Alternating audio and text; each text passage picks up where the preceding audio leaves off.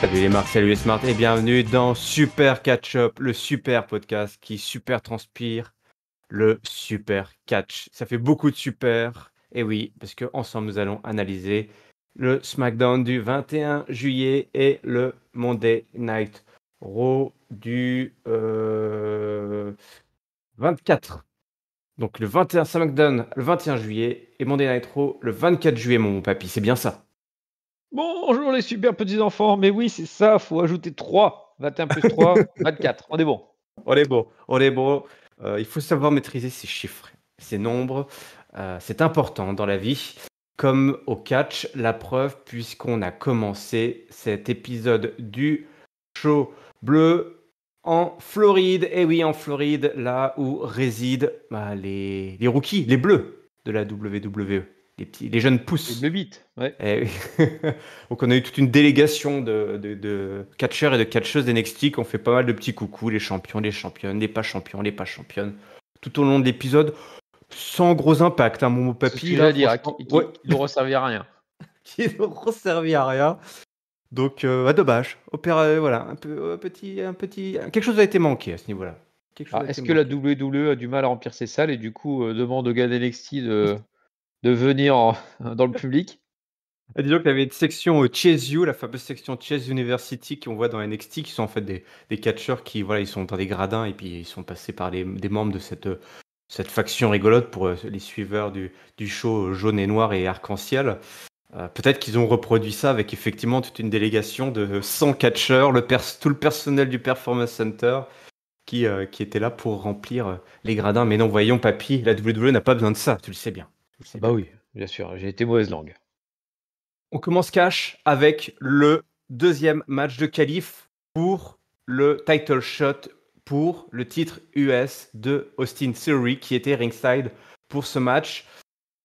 On en avait parlé la semaine dernière avec la qualif d'un représentant de la LWO. Eh ben, papy, il sera pas seul. Il sera pas seul parce que Rey Mysterio a remporté ce match. Il était face à Sheamus, Cameron Grimes et LA Knight hier, qui nous a fait une petite intro pour se mettre le public dans la poche une fois de plus. Mais ça n'a pas suffi. Je sais que vous êtes beaucoup à avoir espéré, peut-être même imaginé, peut-être même que pour vous, c'était une évidence qu'LA Knight allait remporter ce match. Mais non, puisque pendant ce match, Austin Theory a attaqué Rey Mysterio et que Santo Escobar, donc, qui est déjà qualifié, hein, est venu pour défendre son poteau, son mentor, son padré. Ça s'est fini un petit peu dans la foule avec Austin Theory qui s'est fait chasser hein, par l'ancien patron de la mafia mexicaine. LA Knight a tenté le tout pour le tout. C'était pas, c'était pas ouf. Hein. Les Knight entre les cordes, attention, il y a beaucoup d'à peu près d'hésitation. Il y a à redire. Il y a à redire. Je pense que clairement, c'est pas sa qualité première. La lutte professionnelle, le combat entre les cordes, hein. C'était pas Le dingue. wrestling. Le wrestling, comme on dit ici dans le bouchonnois. Cameron Grimes, voilà, on en a rien à foutre. A tenté quand même quelques trucs. Shebus était là pour distribuer des brogue kicks, le beau Shebus. Mais ça n'a pas suffi, puisque Rey Mysterio, qui était revenu entre-temps, en pleine forme, a placé un Westcoat sur Grimes, puis le tombé pour la victoire. On a donc une finale qui aura lieu la semaine prochaine, papy, si je ne dis pas de bêtises, entre Oui. Rey Mysterio et Santos Escobar, qui célèbrent donc sur le ring leur victoire. La LWO est forte. Parce que oui, elle est forte pour avoir 2 gars en finale. Alors après, est-ce que ça va rester Tu aligné penses... 100% avec cette opposition du coup? Est-ce que Hmm. cette 100% comment dire, faire comme opposition, ça je pense qu'on aura des éléments la semaine prochaine parce que c'est vrai que c'est parce que en fait Santos Escobar est intervenu dans le match, oui tu avais dit, du coup pour aider Rey Mysterio, mais ouais, tu as une finale. Alors moi je suis très content finalement de ce qui s'est raconté dans ce match-là parce que je pense que alors les fans de LA Knight vont être déçus, mais je pense que c'est la meilleure nouvelle qui pouvait lui arriver.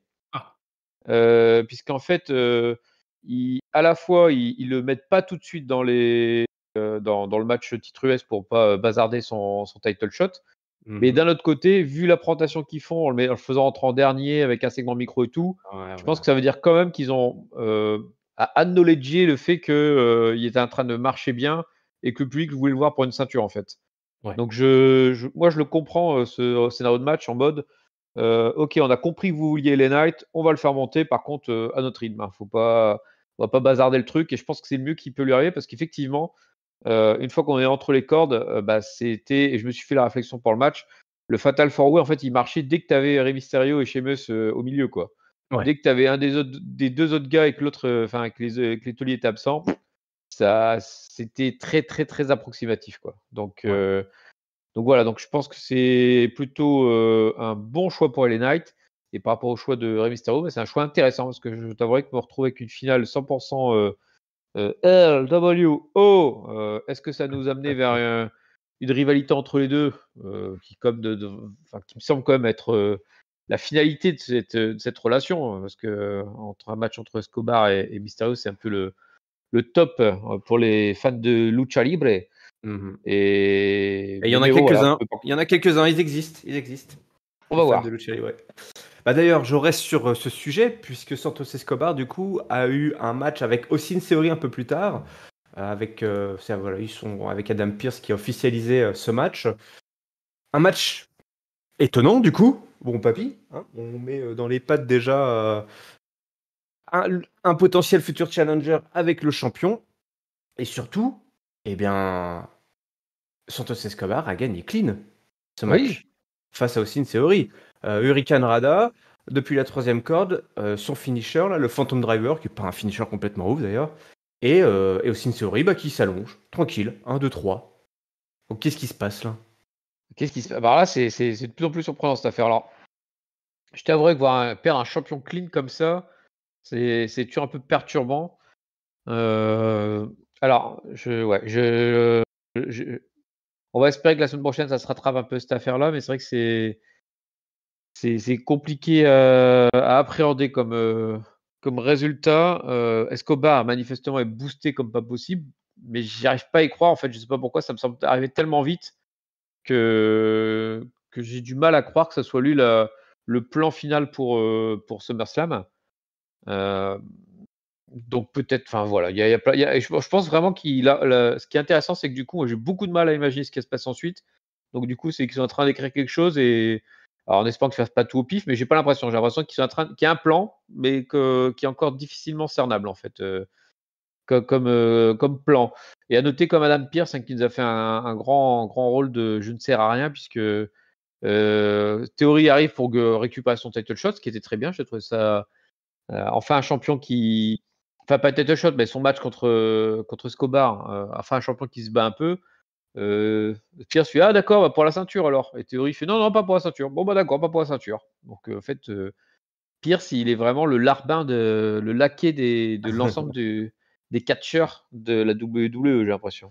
Ouais. Bon, c'est une théorie, du coup. Il s'est dit, voilà, je vais me taper notre ami Escobar, et puis bah, peut-être qu'il va apprendre son playbook, comme on dit. Toi. Il sait maintenant un petit peu à quoi éventuellement s'attendre à SummerSlam, parce qu'on imagine le match pour le titre cet été là, lors du PLE. Un résultat effectivement assez surprenant pour ce match. Comme toi, ça me gêne un petit peu. Mais peut-être qu'on construit justement, comme tu l'as dit, l'après entre Santos Escobar et Rey Mysterio. Hein. Si Santos Escobar bat Austin Theory, mais qu'il ne se qualifie pas pour le match à SummerSlam et que Rey Mysterio perd, ou gagne d'ailleurs, peu importe, on peut imaginer effectivement Santos Escobar aller chercher un petit peu, aller gratter le Hall of Famer en lui disant hey, regarde, moi je l'ai battu, ou moi aussi je l'ai battu. Donc, Ouais, mystérieux. si ça doit aller quelque part, je le sentir un peu comme ça, en disant Escobar qui bat Theory, puis qui se fait genre petit paquet contre Mysterio, et qui après voit Mysterio perdre contre Theory, qui Théorie, fait ouais. non, mais attends, et Pépère, hein, moi je l'aurais battu, hein, et puis que ça Ouais. commence un peu à chauffer. Mais bon, c'est une piste parmi tant d'autres. Ouais, c'est une piste parmi tant d'autres, et pourquoi pas? Et pourquoi pas?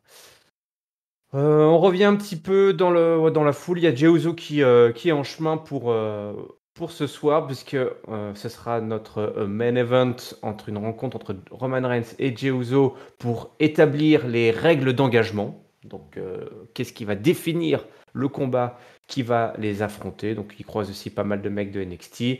Ça se reconnaît entre mafieux d'ailleurs, parce qu'il fait un check avec la délégation de la mafia italienne qui rôde à NXT. Donc, ça, c'était assez rigolo. On avance et on arrive directement à un match dans la division féminine. Charlotte Flair qui affronte la porteuse de malade, donc la femme la plus dangereuse de la WWE, hein, si on reprend l'équivalent du surnom qui est donné à Damian Priest, et Bayley qui est à la table des commentateurs. Et on va beaucoup l'entendre, Bayley, c'est très bien. Voilà, des catcheurs, des catcheuses à qui on donne le micro et qui en profitent. Bayley qui va donc commenter ce match entre Charlotte Flair et Io Sky, un match assez compétitif d'ailleurs, entre la fille Flair et la porteuse de mallette Io Sky, membre donc non pas du Judgment Day, mais du Damage Control. Voilà, elle damage et elle contrôle, comme le rappelle Bayley ou je ne sais plus, ou peut-être Wade Barrett. Sauf que voilà, Bayley, elle a le Shotzi dans la tête. Shotzi qui a plus de cheveux, hein, je vous rappelle. La mèche de Shotzi était dans la mallette de Io Sky la semaine dernière. Et une vidéo de Shotzi apparaît sur l'écran géant alors que le match compétitif a lieu, hein, que Io Sky a toutes ses chances de remporter la mise. Et Bayley, elle ne peut pas s'en empêcher, elle panique un petit peu alors qu'elle disait à Michael Cole, non, l'autre, voilà, c'est une folle dingo, elle rentre pas dans ma tête, il n'y a pas de souci. Mais en fait, si, Bayley est totalement perturbée par l'apparition complètement folle de Shotzi. Et puis elle s'en va. Et donc, Io Sky à ce moment-là, alors très intéressant, mon papy, habituellement, classique, voilà, en 30 secondes, normalement, ça a dû être réglé. Bah non, le match a continué. Chapitre 2. Ce n'était que la moitié du match. Et on a Elle continué. s'accroche, la petite. Elle s'accroche, on a continué à avoir un match compétitif jusqu'au bout. Et à la fin, le Natural Selection qui passe pour étaler Io Sky, mais une défaite, une victoire dans la défaite, presque, on va dire, pour Io Sky, qui a tenu tête à Charlotte Flair jusqu'au bout. Charlotte Flair, d'ailleurs, qui se fait attaquer par Asuka derrière, évidemment, juste après le match. Et voilà, donc on continue un peu à croiser les storylines dans la division féminine. Est-ce que ça t'a convaincu, là, cette séquence? Alors, ça m'a partiellement convaincu. La partie qui m'a convaincu, c'est Io Sky, comme tu dis, qui finalement. Alors, c'est à noter d'ailleurs dans ce SmackDown, c'est qu'on aura eu des matchs très longs. Celui-là n'y échappe pas. Et donc Io Sky s'en sort bien avec les honneurs. Elle perd clean, mais après avoir eu des tas d'occasions de gagner. Je pense que le but, c'est de la monter un peu au niveau des main eventeuses et de dire que c'est OK, elle n'est pas encore totalement au niveau, mais bon, c'est pas non plus une tocarde complète, quoi. Ce qui a manqué à certaines porteuses de mallettes. Hein. Je dis souvent je prends souvent les deux exemples de Liv Morgan et de Lex. Mince, tiens, j'ai oublié son nom du coup. Nikki, c'était Nikki Cross, mais c'est quoi son nom qu'elle avait à l'époque? SH. Ah ouais, exactement. Ah, Et donc, qui du coup a eu la mallette et qui avait caché directement et sans jamais avoir été monté en fait finalement. Et du coup, tu te disais limite c'est une imposture. Et puis ça s'était assez vite réglé et dans la douleur, même si Liv souriait toujours. On voit, hein, je pense que tu en Sky... fais encore des cauchemars. Hein. Ça doit te Ah ouais, j'en réveiller fais la toujours nuit, des ça. cauchemars. C'était affreux, c'était affreux cette rivalité. Mais bon, là, Io Sky est plutôt bien monté. En revanche, il y a un truc qui me déplaît fortement, c'est l'histoire avec Bayley et Shotzi là. Alors autant micro, c'était sympa comme tu disais. Par contre, le coup de Shotzi qui parle sur le haut-parleur, ah, Bayley, attention, je vais te taper, tout ça. Et donc Bayley qui est avec Io Sky, mais qui se dit tiens, coup de génie, je vais aller me cacher toute seule dans les vestiaires. Je trouve ça assez chelou, quoi. Quand tu es entouré plein de C'était gens, complètement aller con, il faut le dire. Complètement t'isoler con. quand tu es soi-disant chassé, c'est quand même un peu tordu, quoi, comme truc. Elle Mais ne bon, doit pas regarder assez de films d'horreur, là, visiblement, c'est elle fait ça, que non, lire. mais c'est ou alors elle se met dans le rôle de la blonde, en fait, hein, mais qui part se cacher à la cave toute seule. Bon, adieu Bayley, mais effectivement, c'était scénaristiquement chelou, en fait, de l'avoir quitté le ring juste parce qu'il y a quelqu'un qui parle au micro, quoi, alors Ils qu'au auraient pu contraire, l'écrire elle perd son ils allié, auraient quoi. pu l'écrire différemment, tu as raison. Ils auraient pu trouver un moyen un peu plus subtil, je sais pas subtil, il n'y a pas besoin d'être subtil, mais un peu plus réaliste quoi, sur le fait de motiver effectivement Bailey à partir. Là, c'est vrai que là, elle ne craignait pas grand-chose finalement, puisque l'autre n'apparaissait que sur l'écran. Il aurait pu se passer quelque chose, peut-être dans les gradins ou Oui, exactement, tu vois quelqu'un, une figure masquée ou un truc comme ça qui ouais, apparaîtrait et puis là, elle ou se barrait, tu vois? Mais là, des cheveux verts qui tombent du ciel et du coup elle commence à paniquer. Toi, elle dit, ah, qu'est-ce qui se passe? Je sais rien. Ou elle retrouve des cheveux verts. Toi, elle est en train de commenter et puis oh, qu'est-ce qui se passe toi? Peut-être qu'il y a un truc comme ça. Toi. L'autre, elle s'est coupée tous les cheveux, donc il faut qu'elle les utilise. Je ne sais pas. faut qu'il les éparpille ses cheveux là. Elle fasse bouffer ses cheveux. Effectivement. En tout cas, on ne pourra pas reprocher une certaine volonté d'écriture dans la division féminine du show bleu en croisant ces différentes storylines à différents niveaux. On a voilà, voilà, des histoires pour le main event, la mid card, la low card, tout ça en 15-20 Ça minutes. travaille Donc, chez les filles, c'est vrai. ça travaille, ça bosse, ça bosse. Ça, on peut pas dire le contraire. Bobby Lashley, il bosse aussi. Ouh, Bobby Lashley, il recrute. On sait pas pourquoi, mais il recrute. Voilà. Il a croisé Carmelo Hayes et Trick Williams. Donc Carmelo Hayes, champion actuel NXT, et son poteau Trick. Et il leur a tapé la discute. Je pense qu'il aura tenu un peu le même discours qu'il a tenu au Street Profit la semaine dernière. Non, il a pas parlé de business, qu'il voulait leur parler un peu de business aussi ou un truc comme ça. Ouais, alors après, je sais pas si il y a quand même un critère de recrutement particulier, je sais pas si tu as remarqué. Il y a Non, toujours un je petit n'ai avec des absolument lunettes et un gros rien. baraquet. Je n'ai absolument rien remarqué. Je ne vois pas de quoi tu parles, mais effectivement, Bobby Lashley, visiblement, a une idée en tête. Je sais pas laquelle, mais on a une idée en tête. North American Championship. Qui est notre champion NXT nord-américain? Eh bien, c'est Dominic Mysterio. Eh oui, Dominic Mysterio qui a donc décroché le titre de champion nord-américain la semaine dernière, incroyable, en battant Wesley, le champion. Ça fait plus de 200 jours que Wesley était champion. Et notre ami Dirty Dom est allé chercher le titre tout simplement en Floride. Et puis bah, il est resté du coup. Il est resté en Floride avec toute sa bande. Et ce soir, il affronte Bubutch. Et oui, puisqu'un peu plus tôt dans les coulisses, les deux se sont croisés et un match a été booké par Adam Pearce. Je Shawn suppose. Michaels. Ah non, t'as raison, oui, Shawn Michaels. T'as raison. Shoddy. Notre petit Heartbreak HBK qui est venu, d'ailleurs c'était marrant parce qu'il est arrivé, il a failli botcher le nom de Butch. Il s'apprêtait à dire Butch, toi, genre Butch. Butch. Ouais, c'est Butch.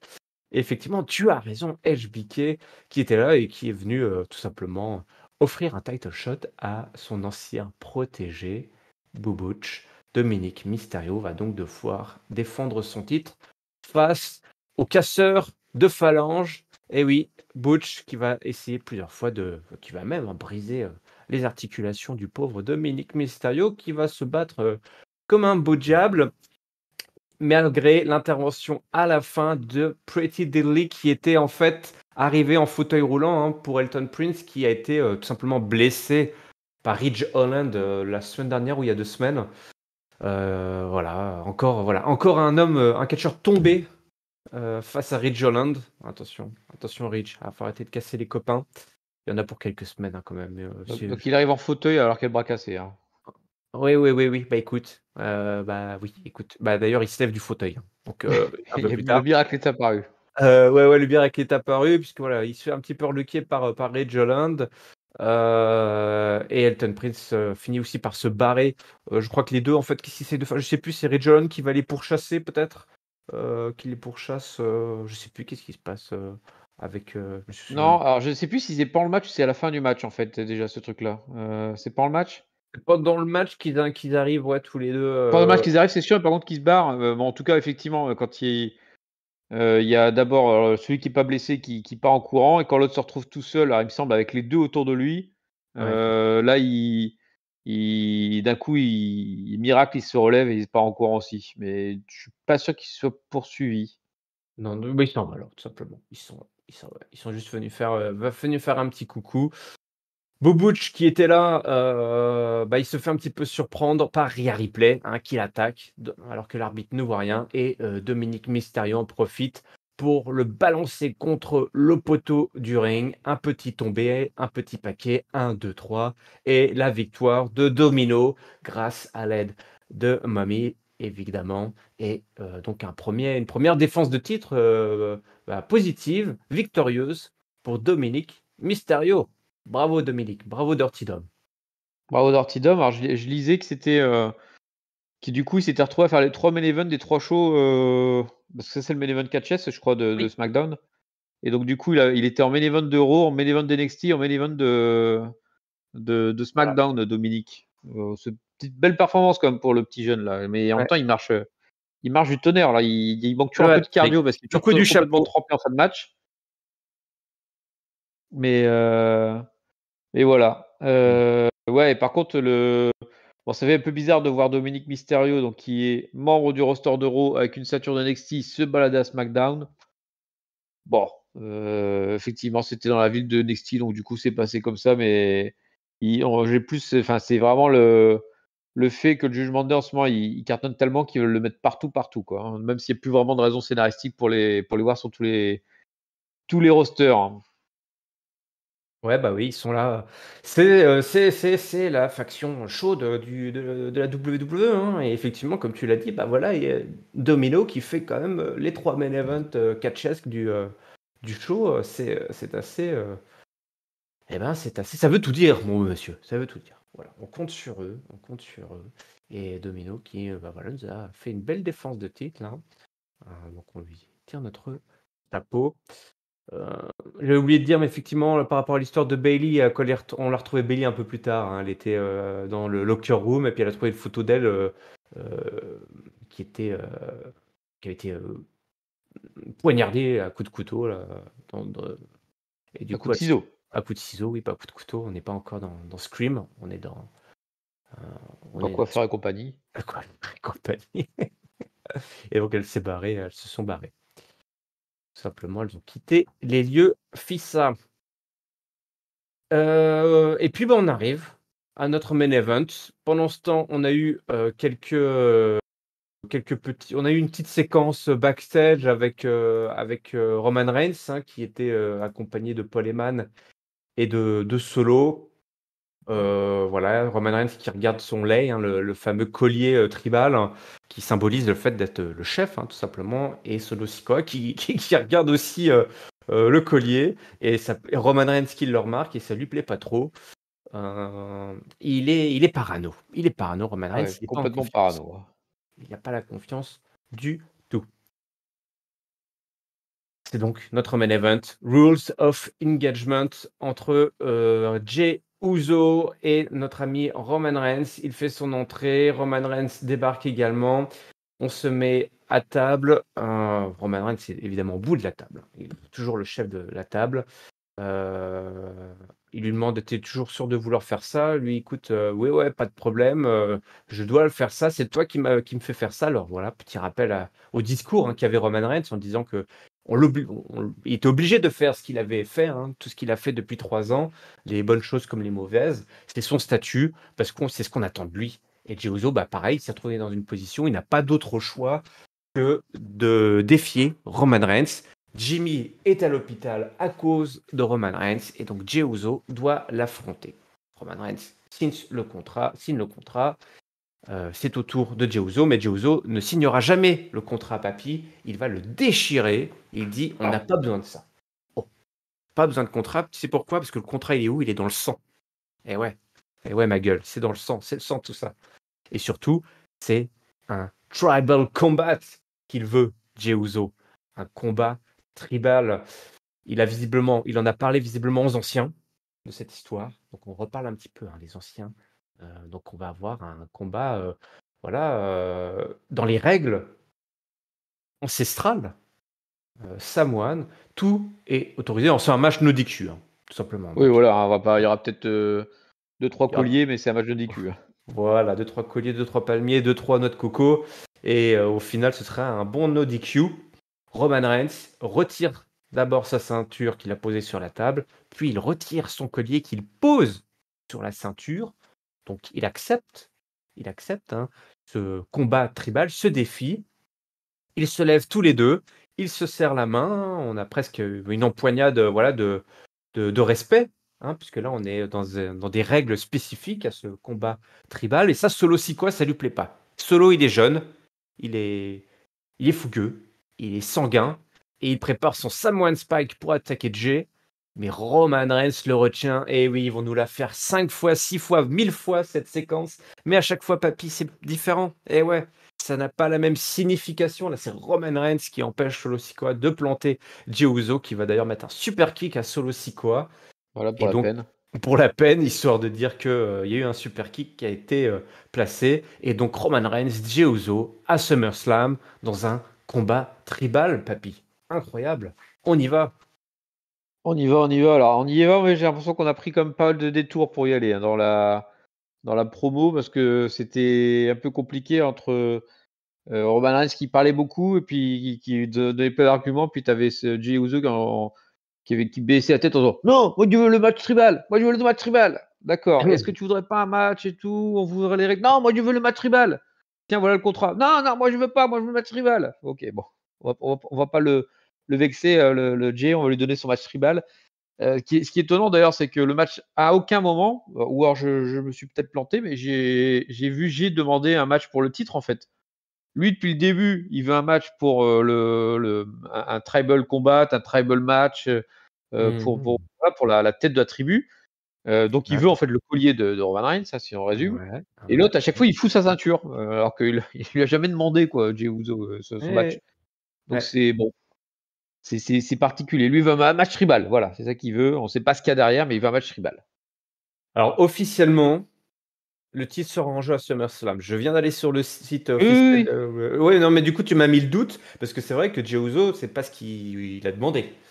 Euh, et finalement, Roman Reigns aurait pu ne pas mettre en jeu son titre. Mais le titre sera bien en jeu. Et le statut de chef tribal également, tout simplement, hein. Enfin, je sais pas, il va falloir qu'il clarifie une bonne fois pour toutes ce qui va être en jeu. Parce Oui, que bah, là, le c'est le match collier, pour la le ceinture, je titre. pense. Ouais, C'est ouais, un enjeu de mode. Donc, ouais. il manque les Si je bretelles. vais, ouais. Si je vais sur le site officiel, on nous parle surtout du championnat. Mais bon, le Tribal Combat, on sait ce que ça veut dire. C'est tout simplement pour être chef de la table. Et d'ailleurs, très drôle, hein, effectivement, Roman Reigns dit est-ce que les vieux savent? Et Jay dit ouais, c'était leur idée, hein. C'était leur idée. C'était leur idée aux anciens de faire un combat tribal. Donc ça, c'était plutôt sympa. D'ailleurs, Roman Reigns qui lui dit t'es juste un petit soldat, tu n'es qu'un pion dans ce jeu. Donc il essaie un petit peu de le rabaisser. Tu as raison, voilà. Pas un grand, pas un grand affrontement verbal entre les deux, juste Jay qui veut son petit combat tribal et qui l'obtient, Donc, moi, je trouve que Ouais, ça fait le boulot quand même, ça fait le ça café, fait le comme on dit. boulot parce que ils ont. Bah, l'histoire avance comme ça. Et puis il y a eu un moment, il y a un moment comme Jay il a sorti un peu la tête du seau, puis qui a sorti deux, trois blagues Hmm. qui ont même réussi à faire marrer Roman Reigns. D'ailleurs, c'était drôle parce qu'en fait, il bat en savane. T'as Roman Reigns qui explose de rire. Et t'as la caméra qui se fixe sur Solo Sikoa pour voir s'il va craquer. Mais non, il a tenu.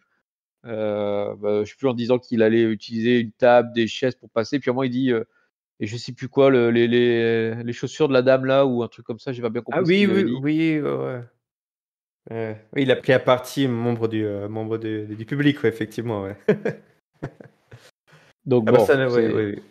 ça marche toujours, mais bon, j'ai trouvé que c'était un peu plus laborieux que d'habitude, quoi, dans le ping-pong verbal, parce que Hmm. Jay est vraiment resté focalisé sur son histoire de tribal match là, et on a un peu de mal à comprendre pourquoi ça se faisait pas plus simplement.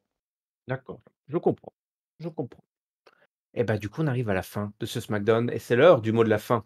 Bon papy, il va falloir partager ton top, ton flop et ta note, s'il te plaît. Bien sûr, avec grand plaisir. Donc du coup, le top, pour une fois, je vais pas le donner à Bloodline. C'est bien, ça nous économisait ça. Ouais. Je vais le donner, alors paradoxalement, parce qu'il a perdu, je vais le donner à Austin Theory Bon, d'accord. qui Ah oui. bah, oui, Ok. mais c'est parce qu'en fait, Quelle surprise, quel retournement de situation. bah, Explique-moi ce oui, que tu mais c'est parce qu'en t'expliques. fait, je trouve qu'il a enfin pris un peu son boulot de champion, en fait. C'est-à-dire qu'il Ouais. assiste au match, il quand il y a un truc qui lui plaît pas, il redemande un match derrière, puis il s'impose un peu face à Adam Pearce, donc Mmh. je trouve ça plutôt cool, de la part d'Austin Theory, même s'il a perdu, je pense que ça lui ferait de bien un peu de reprendre d'être un peu plus dominant, mais bon, allez, on va dire qu'au moins le titre US était bien mis en valeur pour ce SmackDown. Mmh. Le flop, je vais le donner toujours sur le titre US, je vais le donner à Cameron Grimes et les Knights qui n'ont pas été convaincants du tout dans le ring en fait. Je trouvais Ouais, que c'était très faiblard à chaque fois qu'ils apparaissaient à l'écran. c'est mérité. Et bon, ils ont encore beaucoup de travail à faire, surtout Cameron Grimes, parce que lui, il a ni le micro ni le ring, donc il va falloir comme qu'il travaille un peu pour se mettre au niveau du main roster. Et ma note, c'était un SmackDown qui avait l'impression d'être assez vide, finalement, paradoxalement, parce que ils ont donné énormément de temps au catch et très peu de temps Mmh. d'histoire. Donc là, pour résumer, il y avait les filles, l'US et la Bloodline, Ouais. ce qui est déjà pas mal, hein, mais bon, sur 12 heures, ça fait un petit peu light quand même. Donc du coup, mais les matchs étaient plutôt bien, donc je vais comme donner un peu plus qu'à moyenne, je vais donner un 2,75 pour ce SmackDown. D'accord, OK, OK. Effectivement, une construction d'épisode un petit peu différente de d'habitude, notamment effectivement, la Bloodline qui a pris, je pense, ça faisait longtemps que la Bloodline avait pris aussi peu de temps d'antenne. Heu, j'ai l'impression que ça n'avait ils n'ont pas, bouffé, l'écran. Alors ça se trouve le main event, la signature de contrat a duré 35 minutes, je ne sais pas, mais j'ai pas cette impression-là et du Non, coup on non, a ça pu doit durer avoir un des quart d'heure max, hein, je pense. on a eu, comme tu as pu le dire, des matchs, très compétitifs. Moi, mon flop, eh ben, je vais le donner à NXT. À tous ces mecs d'NXT, on est en Floride, on est Ils servent sur à les rien. terres d'NXT et il y a eu quasiment 0 interaction, à part cette séquence avec, Shawn Michaels, mais c'était même pas pour envoyer un de ces gars d'NXT, Bah c'était pour oui, envoyer un ancien d'NXT.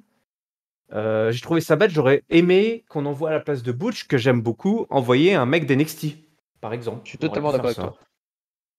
Ça aurait été plus sympa et ils auraient l'air un petit peu, moins accessoires dans tout ça. Pourquoi pas d'ailleurs envoyer un mec, NXT qui s'apprête à monter dans le main C'est ça, roster, la par exemple. promotion pour un gars, Ouais, un futur talent, ouais. ouais, voilà, tu vois? Le mec qui se défend, qui a fait un bon match et puis, bah, qui ça justifie de monter au main event, la semaine d'après ou après SummerSlam. Voilà, Shawn Michaels qui dit: «Écoute, j'aime beaucoup ce que tu as fait, tu mérites, voilà, de monter». Ouais, c'est grosse occasion manquée, occasion manquée. Et mon top, eh ben, écoute, je vais le donner à la division féminine. De la même manière que c'est rare de ne pas donner un top à la Bloodline, j'en profite pour donner mon top à la division féminine. J'ai trouvé cette séquence, euh, loin d'être parfaite. On a parlé notamment de cette Bayley, qui oublie tous les codes des films d'horreur, mais j'ai trouvé, voilà, qu'on a, optimisé en une séquence le temps qui était donné pour, construire et faire avancer, les histoires et puis, positionner Io Sky comme une véritable menace, en dehors même, du fait qu'elle ait, la manette. Allez, ma note, ça va être un 3, 25. Allez, un petit Ouh, 3,25. Oh oui, 25. pour ce SmackDown qui était relativement plaisant à suivre.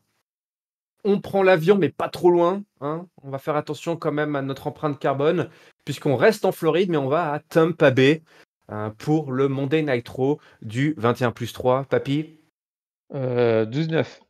19 juillet, ou plutôt du 24 juillet Oups. 2023. Ah bah oui, c'est pas grave. C'est pour ça que c'est Giscal qui est le comptable de Catch-Up, hein. Il y a bien une raison pour ça.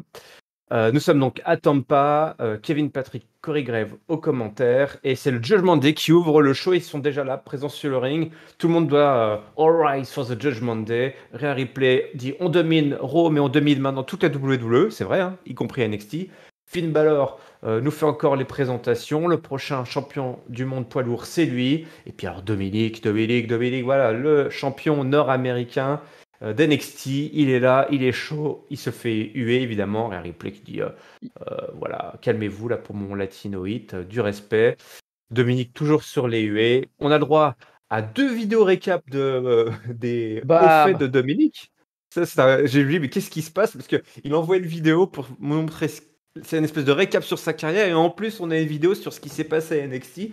Donc voilà, j'espère que vous aimez ou détester, mais en tout cas que vous aimez voir apparaître Dominique à l'écran, parce que là, c'était une spéciale Dominique Mysterio, Dirty Dom, et ça n'a pas plu à Kevin Owens et à Sami Zayn, mais surtout à Kevin Owens, Il dit écoute, j'ai l'impression d'être dans une boucle, là c'est le jour de la marmotte, le Judgment Day j'en peux plus, encore et encore, là, l'autre avec son mulet, là c'est pas possible.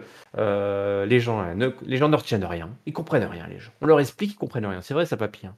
C'est dans la vie de tous les jours, on le constate. Toi le Ça, c'est premier, hein. sûr. Ouais. Écoute, moi je veux juste le faire taire une bonne fois pour toutes, le public a l'air d'accord. Si tu veux vraiment aider ce business, il devrait te taire une bonne fois pour toutes. Et Sami Zayn propose tout simplement un match face à Dominic Mysterio. Écoute, il dit pas de problème. Sami Zayn dit écoute, la semaine dernière, vous avez voulu mettre les titres en jeu les titres par équipe en jeu. Et ben Dominic, si t'es un vrai champion combattant comme tu le dis, ce soir tu vas mettre en jeu ton titre nord-américain. Et c'est Rhea Ripley qui dit oui, il accepte. Le pauvre Davido n'a même pas eu le temps de répondre. Et donc, ce sera, comme tu l'as dit tout à l'heure, si justement. Alors, c'est pas notre main event en fait. Ce sera Non, pas notre je main parle de event. la semaine d'avant, mais Ah oui, effectivement, il d'accord, c'était continue à être l'Euro. lancé, Oui, je Dominique. m'emballe. Moi, ça y est, pour moi, c'est un main eventer, hein, Dominic Mysterio. Du coup, je le voyais. C'est vrai que et du coup, ça m'avait surpris, toi. Ça m'a surpris que ce match ne soit pas en main event Oui, j'y ai cru. de ce Monday Night Raw. Ouais. Est-ce qu'il y avait peut-être quelque chose en face de l'autre côté, hein, sur une autre chaîne? Il devait y avoir de la concurrence. Mais on garde, vous verrez, le main event aura quelques points communs avec celui de SmackDown. Et donc, ce match a lieu un petit peu plus tard. Je vais en parler du match, comme ça, on va régler toute cette séquence d'un coup d'un seul. Si tu veux Allez, bien, vas-y. mon papy. Sami Zayn, donc accompagné de Kyo, qui va affronter Dominic Mysterio, Dirty Dom, pour le titre de champion américain. Évidemment, Rhea Ripley qui est là, Damian Priest qui est là, Rhea Ripley qui fout le bordel pour distraire l'arbitre. Damian Priest qui en profite pour attaquer Sami Zayn. Kevin Owens qui revient, qui intervient et qui tabasse Priest. L'arbitre expulse d'abord Kevin Owens. Alors je me dis, oh là là, mais c'est très rare. Un arbitre qui expulse un babyface. Et 10 secondes après, on équilibre tout ça. L'arbitre qui fait jarter Damian Priest et Rhea Ripley. Donc il ne reste plus que Sami Zayn et Domino. Domino qui parvient à placer son 619. Ça touche. Bon, il aurait dû s'y prendre 3 fois, papy, mais ça a touché. Donc quand il l'a placé, je suis oula, qu'est-ce qui se passe? Eh ben non, ça ne passe pas, ça ne suffit pas. C'est un match malgré tout assez compétitif entre eux. Il y a les trois amigos qui sont placés, le Frog Splash, mais Sami Zayn, paf, les coups de genoux, l'explodeur qui est juste derrière. Il prépare son finisher, le Judgment Day revient avec Kevin Owens aussi. Oui, sauf que Kevin Owens, eh ben, il est complètement sonné, il était attaqué. On n'a pas vu une chaise volée comme avec Brock La chaise Lesnar il y volante a n'était 2 pas là. Et le Judgment Day qui vient qui fait traîner en fait Kevin Owens. Hein. Ils ont attaqué Kevin Owens dans les backstage, ils en sont débarrassés. Et Sami Zayn qui est là, oh copain. Et puis il voit pas le roll-up. Et puis paf, le roll-up et victoire de Domino qui ensuite prend la fuite à travers la foule. Ça c'était très bien aussi. Qui se barre alors que Sami Zayn va essayer de prendre des nouvelles de Kevin Owens qui hurle de douleur. Hein. Il a été pris en charge par le médecin. Ça s'annonce mal pour le Canadien Bougon du duo canadien. Eh bien, quelle entrée en matière, Ah effectivement, oui, puis j'ai tout mis, prolongation dans j'ai tout mis. le. Ah là, t'as envoyé, là. Mais écoute, c'est le Donc, Judgment ouais, et Day. donc, ouais, Qu'est-ce que j'y peux, alors, moi, ils sont partout, ils sont partout, et encore, là, c'est que, C'est chers que le début. auditeurs, c'est que le début du Jugement Day dans l'épisode, hein. Ils seront vraiment partout. Qu'est-ce que j'allais dire? On Alors, va sûrement c'est quelque vrai chose de que pour très revenir intelligent. sur l'entrée en matière du show, c'était plutôt sympa parce qu'en fait, c'était pas tout le Judgment Day qui était dans le ring, c'était tout le Judgment Day sauf Dominique. Et donc les trois autres Oui. l'ont vendu comme pas possible avant que la musique se lance, et puis que je crois même qu'il y a le premier package vidéo a été lancé avant qu'il rentre Oui, tu as dans raison. l'arena, Par Finn, ouais, Dominique. Et Finn qui donc a envoyé la vidéo, ouais. c'est ça, voilà. Et donc du coup, quand Dominique rentre, bah forcément c'est les huées comme pas possible, et Ouais. puis bah le truc habituel. Donc ils arrivent bien à vendre cette partie-là. Mmh. Pareil, le ping-pong verbal avec les Canadiens qui, pour une fois, étaient menés par Kevin Owens, qui manifestement avait été lâché pour envoyer tout ce qu'il avait à dire, et donc qui a pu envoyer du lourd sur Dominique. Et puis le match était intelligemment fait, en fait, puisque le coup du j'attaque ton copain en coulisses et puis je le ramène, qui te déconcentre pour la défaite, c'est un coup bien souvent vu. Mais là, en fait, le fait qu'il était amené par les gars qui étaient d'abord sur le ringside, puis qui sont envoyés progressivement en fait en coulisses du coup, ça justifie totalement le fait qu'il y ait l'attaque en coulisses, puisqu'ils ont été renvoyés à la suite. Donc, logique qu'ils se retrouvent tous au même endroit à un moment. Et donc, ça a permis de faire que cette révélation finale de l'attaque sur Kevin Owens se passe plutôt bien. Donc, j'ai trouvé que c'était plutôt intelligemment mené comme organisation du segment. Et Dominique, une nouvelle fois, pas en main event cette fois-ci, mais par contre, qui crève l'écran, quoi. Son 4e match en 8 jours, là, ça y est, il est inarrêtable. Inarrêtable, des grosses victoires, voilà, sur des adversaires de valeur. Effectivement, Domino qui, voilà, qui tout simplement a sa place dans, voilà, dans le programme et qui mérite tout simplement effectivement une belle ovation, tout le monde debout hein, pour Dominique Mysterio et le Judgment Day qu'on retrouvera évidemment plus tard, comme tu l'as dit. Alors, le véritable premier match, c'était Zoey Stark versus Becky Lynch. Souvenez-vous, Zoey Stark avait battu Becky Lynch la semaine dernière, ce qui était à la grande surprise de notre ami Jessica, qui ne comprenait pas. Et du coup, on va rétablir la vérité. Ce soir, si Becky Lynch bat Zoey Stark, elle aura le droit d'affronter Trish Stratus. Oh, tu parles d'un cadeau, toi. Tu parles d'un cadeau. Pas Franchement. pour les spectateurs, en tout cas. Oui. Bon, pas de grosses surprises. On a Trish Stratus qui évidemment est aux abords du ring. Oui, je dis pas de bêtises. Becky qui commence fort. Voilà, elle attaque directement Zoey Stark très rapidement. Et puis qui se retrouve, Becky, après on se retrouve un petit peu à l'extérieur du ring. Becky qui lui fait une souplesse, le disarmer, la powerbomb derrière de Zoey Stark qui parvient à se sortir du disarmer.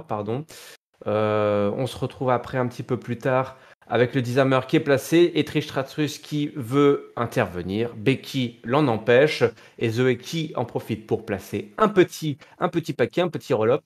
Mais ça ne suffit pas. Zoey cogne ensuite Becky Lynch, la tête de Becky Lynch contre une des cordes du ring, si je dis pas de bêtises. Et c'est un springboard qui est lancé, mais Becky qui place son main handle slam pour la victoire. Voilà, on rétablit la vérité avec Becky Lynch qui donc va pouvoir, pour le plus grand bonheur des fans, affronter Trish Stratus lors de la plus grande fête estivale de l'année. Oui, on va être clair qu'on en finisse de toute façon avec cette histoire-là. Donc c'est pas plus mal que comment dire que le match se concrétise. En plus là, on a échappé à la partie micro. Oui. Donc on n'était pas plus mal finalement et du coup ça s'est bien foutu et bon je veux pas en faire grand chose de plus hein. Le match était honnête et a pas duré trop longtemps, on n'a pas été emmerdé par le micro, ça avance et si ça avance, ce qui est bonne nouvelle, c'est que ça va normalement finir donc on va encourager ce mouvement Oui, de cette rivalité. on est en bonne voie. Ça va dans le bon sens. On n'aura pas eu, par contre, la petite séance tatouage en live, parce qu'il y avait comme en stipulation le fait qu'elle se fasse tatouer. Merci Trish. C'est pas encore perdu. Mais bon, oui, ce sera peut-être une fois de plus la stipulation du match Peut-être à à SummerSlam. SummerSlam. Oh là là là là là. Oh là là. Bon, on enchaîne avec le prestidigitateur, l'enfumeur, comme on disait hors ligne, dans les studios de catch-up. Cody Rhodes est là, et Cody Rhodes, il attrape le micro. Va-t-il encore réussir à nous hypnotiser, à nous raconter encore tout et n'importe quoi pendant 15 minutes? Eh bien oui, puisque Cody commence à nous parler de Brock Lesnar, qu'il l'a tabassé avec une chaise, devant sa mère. Bon voilà, il pensait pas que ça arriverait cette année. Il a dit que c'était pas sur sa bucket list. Mais il est impressionné. Par Brock Lesnar. C'est quand même un mec qui est devenu champion UFC rapidement, qui a joué à la NFL. Alors il a fait 2 matchs en pré-saison. Hein. C'était pas non plus un truc incroyable. Il l'appelle Mr. SummerSlam. Je sais pas trop d'ailleurs d'où ça sort. Je ne savais pas qu'on appelait Mr. SummerSlam Brock Lesnar. C'est la première fois que j'entends ça. Il trouve des surnoms comme ça. De toute façon, il nous en fume, de toute façon. Il raconte n'importe quoi. Le mec est un mode. Par contre, il dit que sa maman n'était pas impressionnée par ce qui s'est passé. Oh, parce qu'elle a quand même vu, alors elle aura pas ses vieux souvenirs, elle a quand même vu Terry Funk balancer des boules de feu sur son père. Voilà, immoler son paternel. Donc, par contre, elle sait que Brock Lesnar a fait une erreur. Eh oui, l'erreur, l'erreur, c'est d'avoir de pas avoir tué son fils, en fait, tout simplement, tant qu'il le pouvait, parce que maintenant, il se retrouve avec un Cody motivé à battre SummerSlam pour tout simplement lui donner ce qu'il mérite. Et il va donc terminer le chapitre SummerSlam, le paragraphe, le chapitre, la phrase, la ligne, le point, ouvrez les guillemets. Et voilà, fin.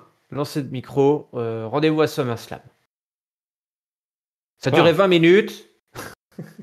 Il a encore dit tout et n'importe quoi. Les gens avaient perdu. Je pense que les gens ont perdu le fil. Moi, j'ai perdu le fil complet. Ah oui. T'as perdu le fil. Mais j'ai perdu le fil. Moi, pour te dire au point où, sans blaguer, quand on en reparlait avant l'émission, je me souvenais plus du tout comment ça se terminait en fait ce truc-là. Je sais qu'il en a parlé. Je me souvenais du début là, ce que tu disais sur Brock Lesnar, sur sa mère était pas impressionnée. Puis après, pouf, trou noir complet. Je me souviens plus de la fin. Et c'est pas que je me suis endormi pendant le show parce que je me souviens de ce qui s'est passé après. Mais par contre, la promo de Cody, bah, c'est alors pour le défendre un peu, le pauvre Cody là, avec ses promos interminables. C'est vrai qu'il a quand même enchaîné rivalité contre Roman Reigns, puis rivalité contre Brock Lesnar. Donc 2 mecs en temps partiel. Donc Ouais. c'est vrai qu'on le voit tout le temps quasiment seul en fait, Cody Rhodes. Il doit se démerder tout seul. Et puis bah voilà quoi. Il parle. Je pense qu'il s'écoute parler aussi un petit peu trop. Et du coup moi en tout cas je perds le fil régulièrement dans ce que nous raconte Cody quoi. Donc c'est pas ouf. Pareil que pour Becky, c'est un peu dommage de dire ça pour des mecs comme Cody Rhodes et Brock Lesnar, mais pareil que pour Becky et Trish, évidemment qu'ils se foutent sur la gueule parce que c'est pas passionnant quoi pour l'instant ce qui se passe. Non, c'est pas passionnant, tu l'as dit. Effectivement, le mec, à sa défense, tu fais bien de le préciser, hein, pour pas qu'on ait l'impression qu'on s'acharne sur le pauvre Cody Rhodes, mais c'est vrai qu'à sa défense, le mec, il doit faire le boulot tout seul, quoi. Il doit faire le boulot tout seul. Alors, il a quand même ce talent.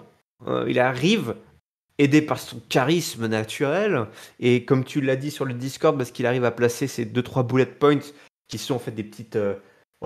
qui viennent introduire et conclure son discours, qui font que comme si c'est l'heure de se réveiller. Oui, bravo Cody, bravo.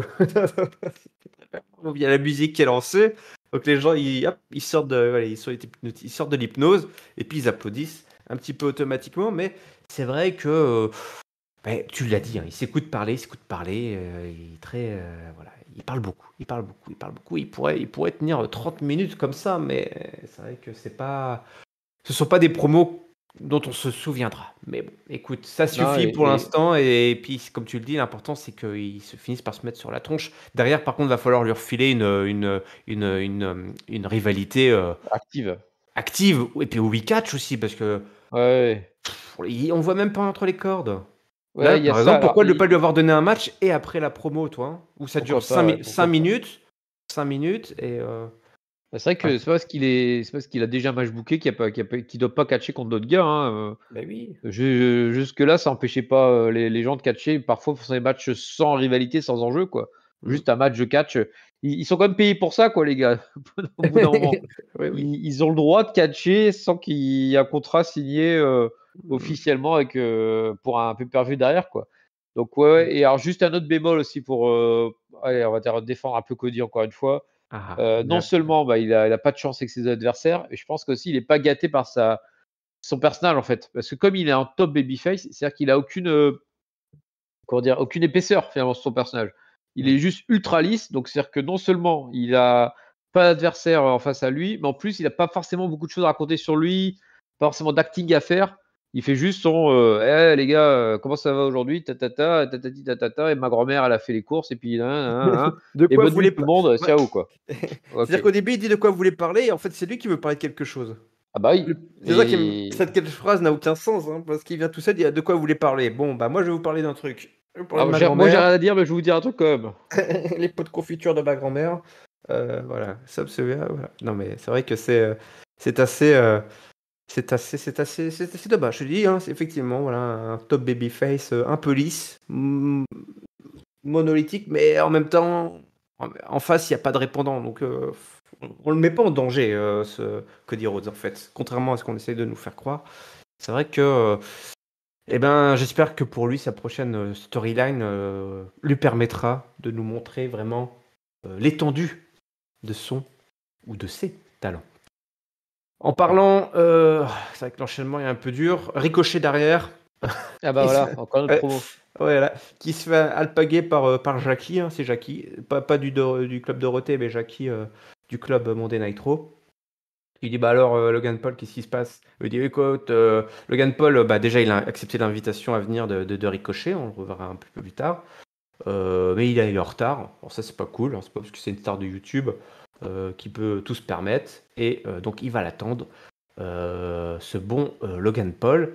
Et d'ailleurs, un petit peu plus tard dans le show, on a donc notre ami Ricochet qui se retrouve face à Nakamura, où il dit il est où Logan Paul? Il dit je sais pas trop. Bon, ça c'est pas très important. Même C'était si pas ça va. intéressant du tout. Ça sert un petit peu à rien. Pardon, excusez-moi. Et donc Ricochet qui va nous faire sa petite promo un petit peu plus tard dans le show. Donc on remet Ricochet dans l'exercice de la promo, on lui donne une nouvelle chance de nous montrer l'étendue de ses talents. Il attend Logan n'est pas là. Il dit bah voilà, il se cache dans le vestiaire, personne ne veut le voir. Lui, tous les catcheurs qui sont là, ils donnent leur vie pour le catch. L'autre c'est un arriviste, il peut partir pointer quand il veut, il fait sa star, il fait ce qu'il veut. Moi je veux un match à SummerSlam, le challenge est officiellement donné. Logan Paul débarque par derrière, il attaque Ricochet en lui donnant un gros coup sur sa tête toute lisse et il accepte le challenge pour SummerSlam. Il va montrer pourquoi il est le meilleur. Il insulte évidemment les fans qui sont là et au moment où Ricochet se relève, il veut l'attaquer. Ricochet se défend en plaçant un shooting star press pour faire battre en retrait notre ami Logan Paul. Qu'on retrouve un petit peu plus tard, non? Oui, c'est ça. Non, Avec je sais plus. Byron. Avec Byron, ah oui. Avec Byron, je sais plus ce qu'il lui dit. Oui, il se moque de lui parce qu'il est chauve. Et puis, Ah non, il se moque de Ricochet en disant qu'il allait justement lui péter sa tête de chauve, et puis à la coup, ah oui, il lui il dit, voit ouais. la tête de Byron, il fait ah non, toi ça te va bien, hein, j'aime bien, t'es beau gosse, hein, Byron.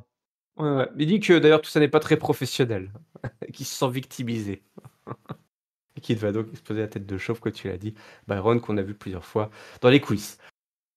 Voilà, le petit chapitre Ricochet. Alors, il s'est un peu mieux défendu cette semaine, Ricochet au micro? Alors non, micro non. Non, d'accord, ok. C'est d'ailleurs de lui dont je parlais sur le Discord quand je parlais de Bullet Point. Ah, Parce que d'accord. le Ricochet, c'est vraiment ça. C'est un flot continu de paroles qui Ah, font je pas du tout comprends mieux. réagir le public. Et puis d'un Oui. coup, il sort une des phrases qu'on lui dit d'apprendre par cœur en disant bah, ça serait bien que tu dises que Logan Paul, ce soit un espèce d'arriviste. Ok, un arriviste, ouais. Et Waouh, puis il a après, raison. il reprend son flot de Tu devrais aussi canapé dire que pourri. tous les gars dans le vestiaire se battent depuis des années. Tous les mecs dans le vestiaire se Ouais, battent depuis des années. Ouh. c'est un peu ça, voilà. Donc voilà, c'était assez drôle en fait, de voir que le pauvre Ricochet en fait il n'y arrive pas en fait. Enfin c'est drôle dans un sens, ça c'est peut-être un peu triste aussi, je sais pas dans quel sens on se place, mais Ricochet en fait la promo il n'y arrive pas, c'est vraiment sa kryptonite. Dès qu'on lui met un micro, il perd toutes ses forces et il sait plus rien faire. Et puis Hmm. par contre, dès que tu as Logan Paul qui arrive et puis qui commence un peu à se fighter, bah là ça devient plus naturel. Parce que oui, en fait, au début du segment, en fait, Logan Paul met un chip shot, je crois, à Ricochet. Il commence à se filmer autour de son cadavre. Et puis, bah, Ricochet se relève, récupère le téléphone et remet un coup à Logan Paul. Donc, c'était plutôt bien foutu. Logan Paul, d'ailleurs, qui est bien plus à l'aise au micro que Ricochet. On le voit dans le segment backstage avec Byron, qui était drôle, mais aussi totalement bien joué, en fait, totalement naturel. Donc, bah voilà, c'est un peu cette rivalité-là. J'en parlais sur le Discord. Pour moi, c'est la rivalité de. On en parle. C'est Edge qui disait ça à propos de comment il s'appelle là, de l'Australien là, Grayson Waller, en disant bah c'est bon, tu nages ou tu coules. Bah, c'est un peu ça l'histoire pour Ricochet. Je pense que c'est la première fois où il est aussi en avant dans le main roster sur une rivalité, parce que bah, c'est comme un match contre Logan Paul, donc c'est pas rien. Bah, c'est le moment de prouver s'il a ce qu'il faut pour qu'il capitalise sur lui derrière en fait. Ouais. Et moi, j'ai des gros doutes en fait là-dessus. Alors, je pense qu'il va se rattraper 1000 fois sur le match. Enfin, je l'espère pour lui. Mais là, la rivalité, elle est compliquée, quoi. Donc, ils ont besoin de lui pour la tenir parce qu'en plus, c'est un mec à temps partiel, quoi, Logan Paul. Donc, si Ricochet, il fait pas le taf derrière, c'est très, très compliqué, quoi. Donc, espérons pour lui qu'il s'en sorte parce que je pense que si jamais il réussit pas cette rivalité, ça va être tout doucement la fin pour Ricochet, là. Effectivement, bon voilà, c'est vrai que là, c'est dur pour Ricochet. Tout va s'arranger entre les cordes. Tout va bien se passer entre les cordes. Et puis, tu l'as dit, est-ce que c'est un test? Je sais pas, en fait. Est-ce que tu as vraiment envie ou besoin de tester Ricochet? On sait qu'il est nul en promo. En tout cas, c'est un test pas sur la promo, mais sur le fait que ce soit un mec sur qui on peut, un taulier sur qui on peut compter, tu vois. Parce que Ouais, jusqu'à présent, Logan Paul, tu l'as toujours filé des main eventers. ouais. Il a affronté le Miz, il a affronté Seth Rollins. Je sais plus du tout qui était sa première rivalité. Ouais, donc Roman Reigns, il était aussi. bien entouré, quoi. Il était chaperonné par des C'est vétérans. ça. Tu as toujours foutu des mecs ultra, les main eventers, les mecs, les tauliers du vestiaire, en fait. Et Ouais. là, c'est la première fois où tu l'envoies Ricochet qui est plus bas dans la carte. Et Qui est je me moins de dis, alors c'est garantie, peut-être un test pour Logan effectivement. Paul, hein, pour se dire est-ce qu'il est capable de faire aussi bien avec un mec moins rodé. Ouais. Et moi, je pense que c'est aussi un test pour Ricochet de dire, est-ce que tu es capable aussi, toi, de mener à bien une histoire avec Logan Paul qui est un débutant, hein. Donc, voilà. Je sens comme ça, mais c'est peut-être l'inverse. C'est peut-être Logan Paul qui continue à être testé en lui disant, maintenant, tu files un mec un peu moins rodé et voir si tu t'en sors aussi bien. Ouais. Ou alors c'est les deux. Ou Peut-être les qu'on deux. teste les deux. Oh, Ouais. ils sont forts à WWE. Ou alors on teste quelqu'un d'autre et on le sait pas. Byron. Byron, oui, c'est vrai. On teste Byron Saxton. Qui se laisse un peu pousser le bouc là. Qu'est-ce que c'est que ça? Quel beau gosse. Ouais, il est beau. Alors oui, il y a eu du grabuge dans le vestiaire, je vous ai dit, tout le monde s'est un petit peu croisé. Qu'est-ce qui s'est croisé là? Ouais, donc il y a Nakamura qui était dans le vestiaire, qui croise Tommaso Ciampa. Tommaso Ciampa qui dit, écoute, la défaite, voilà, c'est de ma faute la semaine dernière, mais tu m'as tabassé derrière, donc tu m'as tapé, donc on est kiff-kiff. Ce soir, j'ai un match contre le Big Bronson Reed, il faut l'appeler comme ça, visiblement, non, Big Bronson Reed, je sais pas si t'as remarqué, mais aux commentaires, ils ont dit plusieurs fois Big Bronson Il Reed. tente un truc. Ouais, visiblement, c'est en cours, de lui donner un surnom, comme Dirty Dom, tu vois. Dirty Dom, c'est Il y a cette naturel. petite volonté de rajouter des petits surnoms, la Big Bronson. Donc il dit, écoute, j'espère que je te verrai pas. Sinon, on va avoir un problème. Et donc il y a eu un match entre Bronson Reed et Tommaso Ciampa. Un bon match, si je puis dire, d'ailleurs, avec Tommaso Ciampa qui a pu montrer quand même que le mec, si tu dois faire des déménagements, il peut venir tout seul. Il n'y a pas de problème. Puisqu'il arrive à le lever, tout simplement, Reed. Il va gérer le canapé. Il va le faire un Samoan Drop. Donc, si tu as besoin de faire un Samoan Drop sur ton canapé, tu peux faire venir Tommaso Ciampa. Et Nakamura, il arrive, évidemment. Il débarque, il vient surveiller le match. Et qu'est-ce qui se passe? Et Reed, il en profite.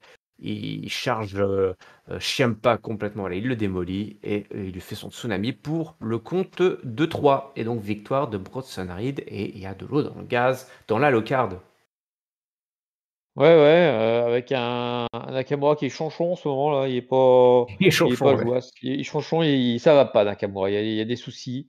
Donc, il est bien chanchon. Qui est, en fait, alors moi, je te le dire comme je le pense. Oh. J'ai l'impression qu'ils ont sorti Ricochet de cette rivalité parce qu'il devait s'affronter avec Logan Paul et que du coup, ils ont mis Ciampa à la place, tel quel. Et puis, c'est reparti sur la même chose avec un Nakamura un Ah. peu plus chanchon. Mais sinon, c'est la même chose, hein, c'est tout le monde tourne autour de Bronson Reed et puis ils s'empêchent l'un l'autre de le battre. Et puis voilà, quoi. Ça tourne en rond complètement, j'ai l'impression, cette histoire-là. Ouais. Ouais. Alors, le match, voilà, c'était plutôt sympathique. Maintenant, tu l'as dit, hein, on a genre 6 ou 5 gars là qui se tournent autour. Tu as raison, on a remplacé notre ami Ricochet par Tommaso Ciampa. Et pour l'instant, on n'a toujours pas vraiment beaucoup d'histoire, quoi. On sait pas Ah vraiment pourquoi tous non. ces mecs se cherchent des noises depuis le début, hein, avec aussi Miz qui était un petit peu dans les parages. Donc tout ça tourne, mais on ne sait pas trop pourquoi. Qu'est-ce qui alimente tout cette animosité entre tous ces types? Ces types-là, ils devraient être aussi tournés vers un titre secondaire, peut-être, toi, où là, il y aurait peut-être du sens, toi, avec des mecs qui cherchent des noises pour montrer qu'ils sont légitimes à aller chercher peut-être un titre secondaire, quelque chose comme ça. Parce que là, pour l'instant, on ne sait pas trop pourquoi, à part être chonchon. Voilà, à part être chonchon. C'est pas vraiment. Mais des fois, ça suffit. Hein. Il suffit d'être chonchon et ça crée des problèmes. Hein. Crée des Bah problèmes. ouais, c'est ça, je pensais, ce sera peut-être ça. Alors je vais tenter une piste de sortie pour eux. Allez, Ah on oui? va Ah, tenter un vas-y. truc. Tu Tentons un parlais de truc. titre secondaire. Est-ce Ouais. que on va pas avoir un Chonchon Nakamura qui finalement s'associe avec Reed? J'ai remarqué d'ailleurs que les couleurs de leur équipement étaient Oh. remarquablement synchro, en Le rouge blanc et et noir noir, tous hein. les deux. Blanc et noir aussi. Donc D'accord. ça ferait une équipe du Pacifique un peu. Ah oui, oh là. Et derrière, bah, du coup, Ciampa, il aura besoin d'un partenaire pour pouvoir se confronter à ces 2 gars-là.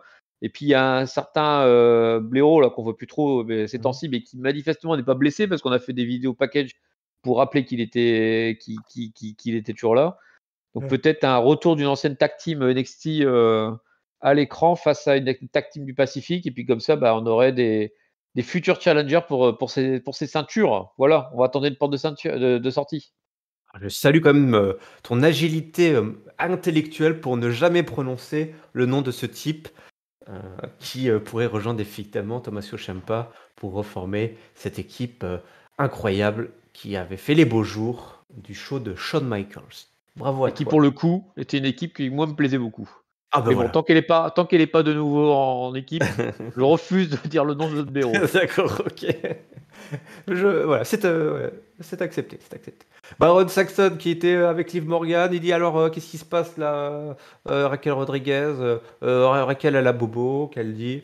Elle sera de retour bientôt pour régler ses affaires à Rhea Ripley, mais c'est moi ce soir qui vais m'occuper d'elle. Voilà, Liv Morgan s'en va.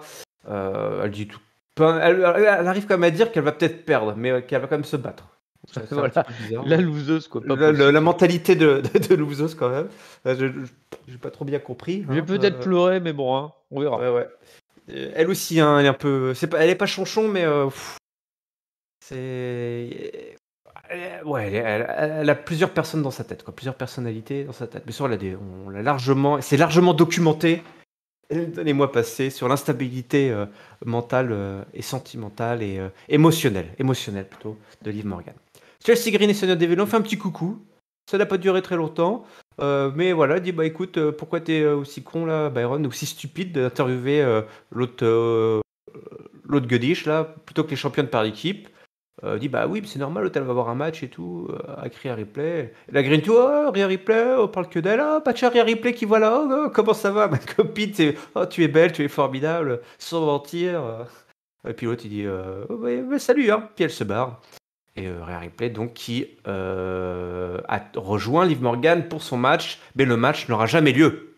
Bon, papy. Non, Rhea Ripley va tout simplement démonter Liv Morgan à coup de chaise. Elle va lui exposer le bras plusieurs fois. Elle lui saute dessus. Les officiels sont des incapables, quand même. On ne parvient pas à, à empêcher le drame, quand même. on les voit courir à 2 à l'heure tout au fond de l'écran. Bon, je sais pas si Mais t'as qu'est-ce que c'est? remarqué. Oh, mais attends. Il voulait pas arriver trop vite, donc du coup, il courait, mais au ralenti tout au fond de l'écran. C'était assez Merde, je crois que j'ai pitoyable. oublié de verrouiller ma bagnole. Ah, pire. Ah oui, attends, je suis avec toi. Liv Morgan, donc, qui est envoyé à l'hosto par Rhea Ripley pour le plus grand plaisir de papy. Ah, ce coup de boule quand même. Quand elle met des coups de boule comme ça dans le torse, là, ça fait plaisir. A fait Morgan a bobo, hein, pleuré. bah, non, mais franchement, moi, c'est typiquement le truc. Alors, Rhea Ripley a pas mal chambré Liv Morgan au micro durant tout ce tabassage en règle. Oh oui. Moi, je pense qu'elle aurait pu lui rajouter un truc, je vais te donner une bonne raison de pleurer. Ça aurait été totalement Mm. adapté, je pense, Ouais. à son personnage. Mais ouais, alors c'est quand même une particularité de Rhea Ripley, finalement, de tabasser ses adversaires avant les matchs. C'est finalement la championne qui ne veut pas se battre, mais Mais bon, je trouve que ça lui colle bien en fait, et puis ça marche Mm. comme super bien quoi, au Tu veux niveau un de son petit tuyau, personnage. papy? Est-ce que tu veux un tuyau? Ah, dis-moi, vas-y. Un tuyau. Si tu veux voir des matchs de Rare Replay, il faut regarder NXT. Ah, Voilà. Parce que c'est vrai eh que c'est drôle, tu ben, n'en vois pas. Sinon, on n'en voit pas. c'est un bon tuyau à savoir. Mais je peux. Bon, Mais non, mais voilà, donc c'est plutôt bien que Real, elle reste dominante, et puis que de toute façon, on en est parlé la semaine dernière. Moi, Liv versus Rhea, c'est vraiment pas du tout la rivalité que j'ai envie de voir quoi. Alors Hmm. certes, ils ont un petit passif du fait qu'ils étaient en tag team, mais non, Liv Morgan, elle est beaucoup trop basse dans la carte quoi. Puis alors, peut-être qu'un jour elle aura une deuxième chance, mais là, elle peut pas maintenant quoi. Donc on a déjà eu Natalia comme adversaire, Liv Morgan. Maintenant, il faut quelqu'un qui soit au moins physiquement comparable à Rhea Ripley quoi. Donc c'est très bien que que Liv Morgan soit fait péter la gueule. Surtout que la semaine prochaine, elle soit complètement incapable de catcher, ça nous ferait bien plaisir. Alpha Academy représente petite séquence promo.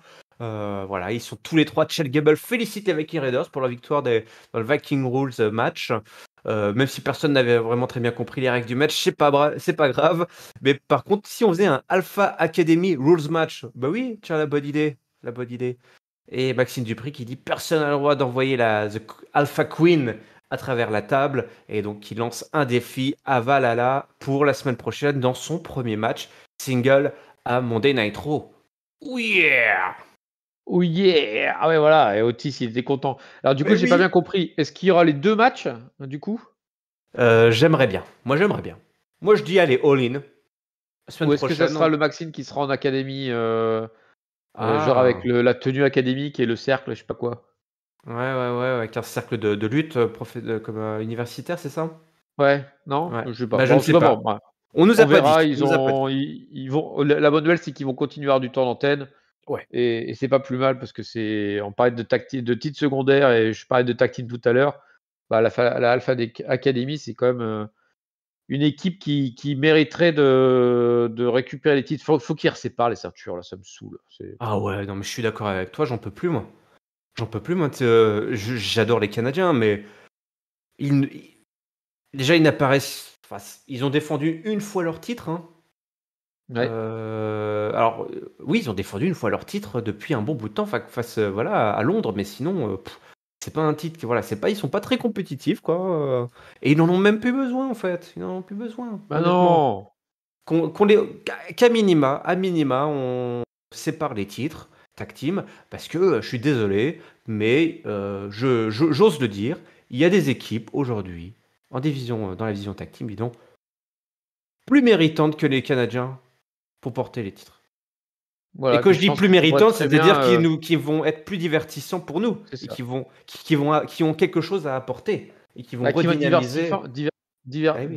divertissantes dans le domaine tag team, en fait. Dans le domaine Les tactique, oui, oui, oui, bien sont sûr. plus divertissants dans un domaine main eventer. Alors, je pense que garder les garder en ceinture, ça permet de les garder ensemble, mais je suis même pas sûr qu'ils en aient besoin, en fait. Ils pourraient être racontés juste qu'ils soient copains, et puis alors, c'est sûr que c'est très la dynamique d'avoir les 2 ensemble tout le temps à l'écran, c'est super. Mais Oui, bon, oui. ils sont tellement puissants en termes de star power, voilà, qui pourraient s'en passer et donner ça effectivement à des équipes plus méritantes dans la division tag team, en fait. Pas forcément en tant Bien sûr, bien sûr, bien sûr, bien sûr, qu'équipe, bien sûr. mais dans la division tag team. Ça reste les Heu, main eventers, les Canadiens. Attention, hein, voilà, c'est ça. Tu peux ne me utiliser faites pour pas autre dire ce chose. que je n'ai pas dit, mon bon papy, mais on est d'accord. D'autant plus que voilà, qu'est-ce qui va se passer après SummerSlam? Une fois que Finn Balor, il aura son titre. Voilà, une fois que Finn Balor, il aura son titre. Peut-être qu'une fois voilà, qui tu envoies? Qui tu envoies aller le chercher? Seth Rollins, tu mets un peu sur le côté. On a quand même nos amis canadiens qui sont dans les pattes du Judgment Day depuis des semaines et des semaines. Donc voilà, il peut Mais se oui, passer plein de voilà. choses. Il peut se passer plein de choses. Les titres tag team qui sont peut-être récupérés par le Judgment Day dans un premier lieu, et puis après, je ne sais pas, mais effectivement, il va falloir alors reséparer. Moi, je voudrais qu'ils reséparent les titres. Qu'il y ait Oui. deux titres tag team, ça me paraît tout à fait. On a quand même des bonnes divisions tag team, un peu des deux côtés. Je trouve que ce serait pas une mauvaise idée de séparer. SmackDown, quand tu vois qu'ils sont merdés à plus savoir utiliser les Street Profits, qui sont pourtant une des équipes majeures de la WWE, c'est comme dommage, hein. Obligé de les kidnapper dans la limousine de Bobby Lashley parce que Voilà. sinon on n'a rien à leur faire faire quoi. Attends.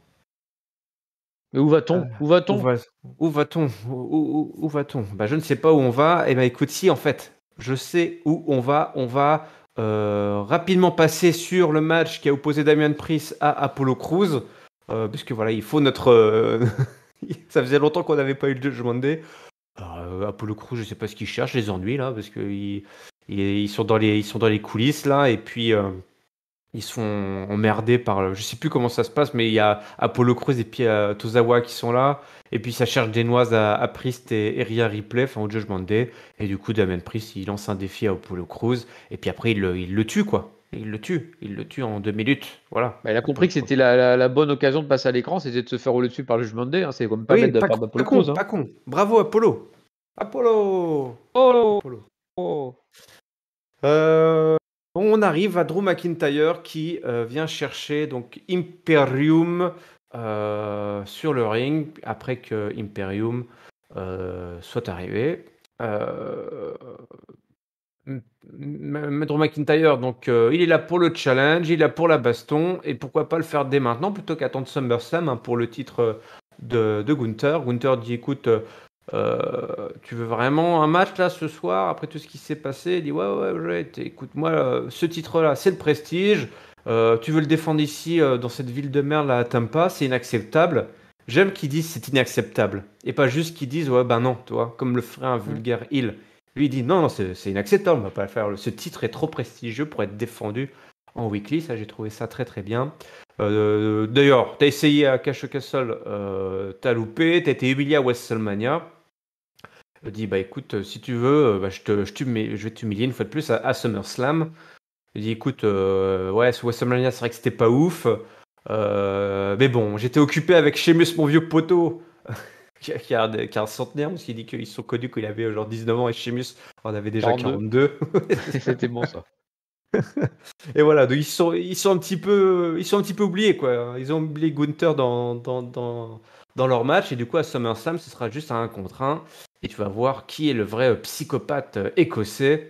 Ludwig Kaiser dit hop, on ne parle pas comme ça au ring général. L'autre il dit je t'aime bien, t'as du charisme, toi t'es le plus divertissant, ça doit être peut-être toi le chef d'Imperium. On va se foutre le bordel. Il dit écoute, pas de respect, un match ce soir. Drew McIntyre versus Ludwig avec Imperium. McIntyre qui va préparer sa Claymore. Kaiser qui le bloque. Et puis derrière, Kaiser qui attaque, Kaiser qui charge McIntyre, mais McIntyre qui lui place la Claymore. 1, 2, 3. Et Gunther derrière qui place la German Souplesse. Vite fait rapido. Il n'a pas eu le temps de souffler l'Écossais. Et puis donc tout Imperium qui est à basse.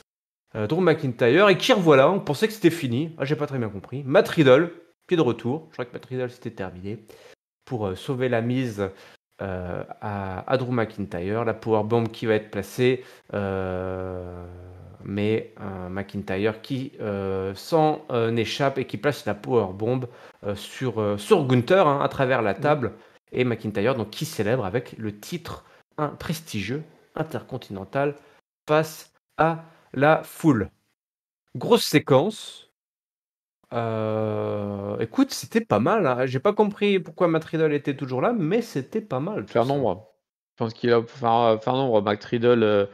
Alors c'est un sacré déclassement. J'espère pour lui que Randy Orton soit bientôt sur le retour parce que là il est en complète perte de vitesse, Matt Riddle. Et là il est utilisé pour faire nombre parce que bah, forcément McIntyre, maintenant qu'il a plus son copain Sheamus pour l'épauler, il est un peu tout seul face à Imperium.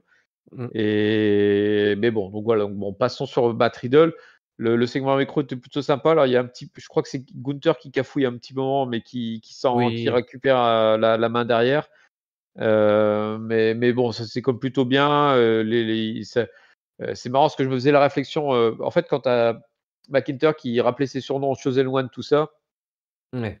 Et je me suis fait comme la réflexion d'à quel point il avait changé depuis son époque, sa première version de WWE où il était tout le temps lisse en fait et tout le temps sans jamais parler. Tandis que maintenant il est arrogant comme pas possible à balancer des vannes toutes les 2 secondes. C'est Monsieur Van, hein, Drew McIntyre. Hein. C'est Gunther, d'ailleurs, c'est peut-être ça aussi qui l'a un peu perturbé, c'est que dès qu'il sortait une phrase, et t'avais boum une vanne de McIntyre qui ressortait derrière.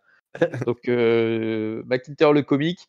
qui a bien mis en valeur Kaiser. Alors ça m'a fait marrer aussi parce que du coup, tu avais l'impression que. En revanche, je me suis demandé si Vinci était encore là sur le ring parce qu'il n'existait même pas, tu vois, aux yeux de McIntyre, qui a mis en valeur Kaiser comme si c'était un mec hyper, hyper important par rapport à Gunther, tout ça. Par contre, Vinci, jamais, même pas il a posé les yeux dessus, quoi. Donc, en même temps, c'est vrai que moi, Kaiser, je l'aime bien. Je trouve qu'il a le total package entre le micro et le physique, parce qu'il est aussi grand Gunther, hein, dans un Kaiser.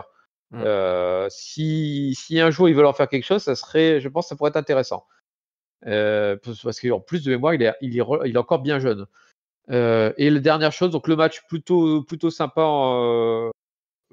forcément avec des mecs qui savent catcher. Il y a juste un truc qui m'a dérangé, je ne sais pas pour toi, mais alors moi, comme tous ceux qui l'ont vu en VO, du coup, j'ai dû me taper les commentaires de Corey Graves qui nous a fait l'imitation de Kaiser pendant 90% du match. Alors, en fait, au début, la première fois, c'était drôle parce que c'est vrai qu'il le tient assez bien, quoi. Mais après, du coup, je sais pas s'il s'est senti encouragé, du coup, ou quelqu'un dans l'oreillette lui dit « Oh, vas-y, c'est trop bien et tout, continue ». Et du coup, il a fait tout le match avec l'accent de Kaiser. Oui, mais c'est même de moins en moins bien, tu vois. Ben oui, il le perd au fur et à mesure, ce gros nul. C'était pourri. Con. Et je me suis dit à un moment, bah tiens, en fait, le truc, c'est que c'est une interaction du coup avec Vinci et Gunther qui sont à 2 mètres et qui entendent Graves se fout de la gueule de Kaiser. Même pas, ils n'ont même pas une seule fois fait un regard vers le pauvre Corey Graves qui faisait son imitation de plus en plus merdique. Donc, petit carton jaune à Corey Graves là, non, c'était. Toute bonne chose a une fin et la fin aurait dû arriver très vite sur cette imitation. Les blagues les plus courtes sont les meilleures. Sont les meilleurs. Allez, on arrive au main event. Une signature de contrat, je vous l'avais dit, petite ressemblance, un effet miroir avec la signature de contrat qui n'a pas vraiment eu lieu, mais c'était le même type de séquence qui avait terminé SmackDown. Ici, c'est Monday Night Raw. Ici, c'est Finn Balor pour signer le contrat avec Seth freaking Rollins. Il attend Adam Pearce, mais c'est tellement le chaos qu'Adam Pearce, il est trop occupé, il est perdu. Et bon, c'est un professionnel. Alors on va gérer ça tous les deux. Balor invite donc Seth Rollins à le rejoindre pour le match, pour officialiser leur match à SummerSlam. Seth Rollins débarque avec sa musique, il signe le contrat. Balor regarde le contrat, il hésite un petit peu. Hein. Pour lui, on sent qu'il a quelque chose, ça a plus de signification pour Finn Balor que ça n'en a pour Seth Rollins. Finn Rollins, Seth le charrie, dit tu viens de comprendre que tu n'as aucune chance, c'est pour ça que tu veux pas signer, je vais te botter le cul, et puis tout le monde chantera ma chanson. Mais si jamais, et là il commence à faire un petit peu de mind games, il dit mais si par miracle tu es le meilleur homme, il dit pas vraiment tu me bats, mais tu es le meilleur homme, et ben ton règne sera encore plus rapide que celui de ton titre universel. Ça fait mal, car ton poteau Priest, il va cash in, et tout le monde le sait, toi tu le sais, donc ce sera la fin du Judgment Day. Finn Balor rigole, il signe le contrat. Il prend le micro et dit tu te crois intelligent, hein, tu penses pouvoir tout diriger, mais non, c'est le Judgment Day qui dirige la maison. Si tu perds, dans tous les cas, tu vas perdre et c'est le Judgment Day qui va gagner. Et là, le Judgment Day débarque, ils encerclent le ring tel des hyènes. Seth Rollins est un petit peu moins confiant. Finn Balor, lui, il prend la confiance. Il dit ça fait 7 ans que ça dure, ça rend complètement fou. C'est à cause de toi. Et à SummerSlam, tu vas être ma bitch. Et Seth Rollins qui tente de se sauver en basculant la table sur Damian Priest, mais voilà, ça donne le coup de sifflet. Hein. Ça donne le coup de sifflet au Judgment Day. Les hyènes se jettent sur Seth Rollins. Damian Priest qui donne un gros coup de mallette. Il hésite un petit peu à faire le cash-in à Damian Priest. Il est avec sa mallette. Sami Zayn débarque avec une chaise. Il attaque tout le monde. Mais Ripley, lui, il retire la chaise. Et puis Sami Zayn se fait rouer de coups. Et Sami Zayn, donc, qui est éclaté par Damian Priest. Il est face. Donc, Seth Rollins est à nouveau face seul aux membres du Judgment Day. Le Razor Edge qui est placé, un Damian Priest qui fait un peu le gros taf, mais alors lui, il va se bouffer tous les finishers. Le Frog Splash aussi, le coup de grâce. Il n'y a pas le finisher de Rhea Ripley, je crois. C'est dommage. Ça ne parle pas, non. Ça aurait été rigolo. Et donc, célébration. célébration de Judgment Day avec tous leurs titres. Et, et Damien Priest, il fait, elle est où ma mallette? Ma mallette, vite! Qui récupère sa mallette. Et donc, on a cette image finale d'un Judgment Day dominant, qui a écrasé cette freaking Rollins. Bah oui. Et alors d'ailleurs, juste pour revenir sur cette image finale, Ouais. t'as quand même donc l'image finale, donc le Judgment Day avec qui nous balance toutes ces breloques à la face au-dessus du cadavre de Seth Rollins. Et donc parmi ça, donc t'as Damien Priest avec sa mallette au-dessus du cadavre de Seth Rollins. Ouais.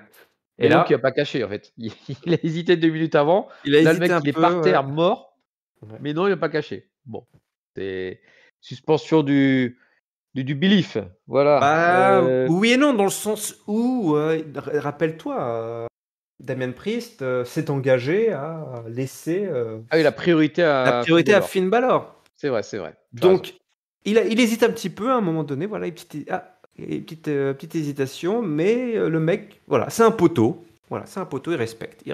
Bah, et j'espère qu'il a respecté jusqu'au bout. Moi, Il faut. alors les segments micro étaient très bien entre les deux.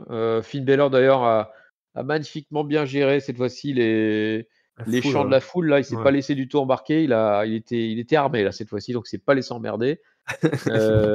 Et il a plutôt bien géré le segment micro. Là, comme tu le disais, il a fait un rappel en début de séance en disant bah Adam Pearce n'est pas là parce qu'on a causé le chaos, et puis le chaos était causé par le Judgment Day. Et c'est vrai que j'étais en train de me dire c'était ce qui était avec Liv, mais Liv s'est fait péter la gueule par Rhea Ripley, donc ça prouve vraiment l'influence du Judgment Day sur cet épisode où ils ont été partout. Et derrière, ils ont plutôt bien enchaîné les deux micros entre Finn Balor vraiment très concentré et un Seth Rollins qui se lance dans les mind games parce que c'est un peu sa seule chance de s'en sortir, hein, parce que à 1 contre 4, c'est super compliqué. Alors, il est rejoint par Sami Zayn qui du coup confirme que les Canadiens vont rester très liés au Judgment Day, comme tu l'évoquais tout à l'heure, mais Mhm.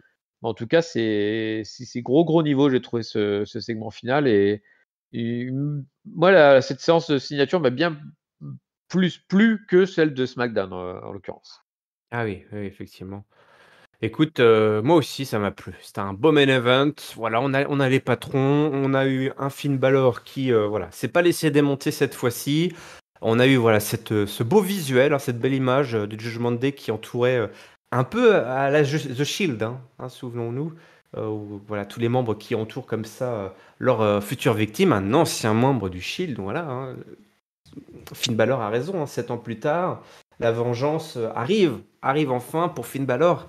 Et on l'espère, franchement, on l'espère vraiment. Enfin, moi, je sais que je veux voir Finn Balor gagner. Ce serait quand même assez fabuleux. Puis derrière, ça ouvre encore plein de possibilités pour cette histoire qui, n'a. Allez, c'est pas au niveau, c'est pas aussi fou que la Bloodline, mais on a quand même une belle grosse storyline principale qui s'écrit. Avec effectivement ce Judgment Day qui a voilà, une évolution, enfin une montée fulgurante, incroyable. Fulgurante, je ne sais pas justement, qui justement petit à petit, là, en 1 an ou 2, a réussi à se positionner en patron du show rouge.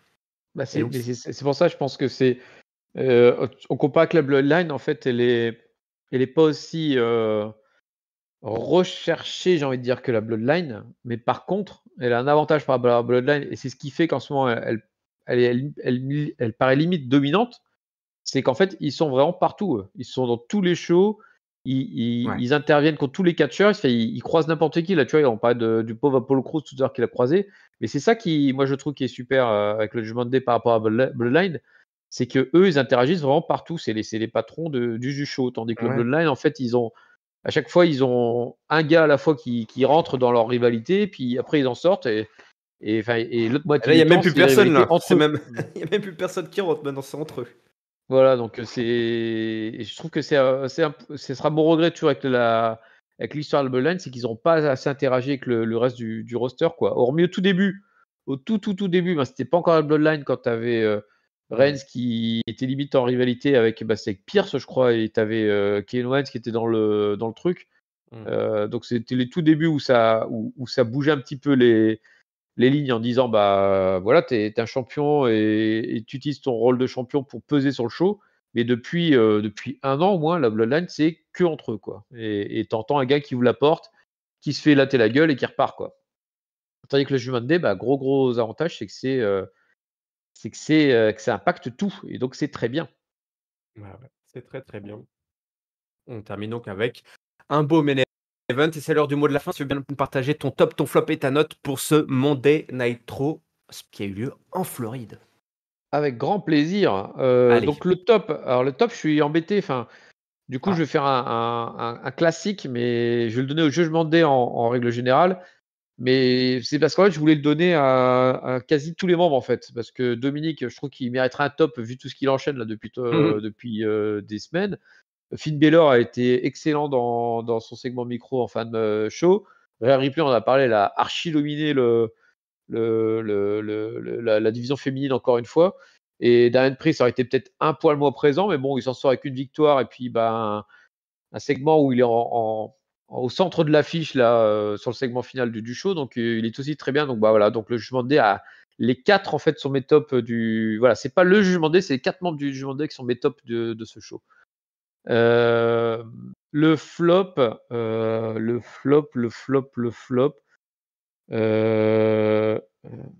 Qu'est-ce qui s'est passé qui était pas bien Oh si, l'histoire avec Nakamura, Bronson Reed et Ciampa, faut que ça passe à seconde. Là, je trouve que c'est pas du tout intéressant pour l'instant, tel que c'est. Il pourrait faire mieux, mais là, il faut qu'il passe à seconde et qu'il sorte un peu de cette boucle sans fin. Et ma note, on a encore une fois un bon Raw, hein, on enchaîne là les semaines. Il est bon parce qu'ils savent mettre leurs efforts aux bons endroits, je trouve, avec des main events avec des main eventers, puis qui touchent vraiment l'ensemble du show. Donc je vais rester dans ma lignée des 3,5 pour ce Raw. Ok, c'est pas mal tout ça. Mon flop pour moi, je pourrais presque le donner à Ricochet, mais je sais même pas si je vais essayer de lui donner une chance.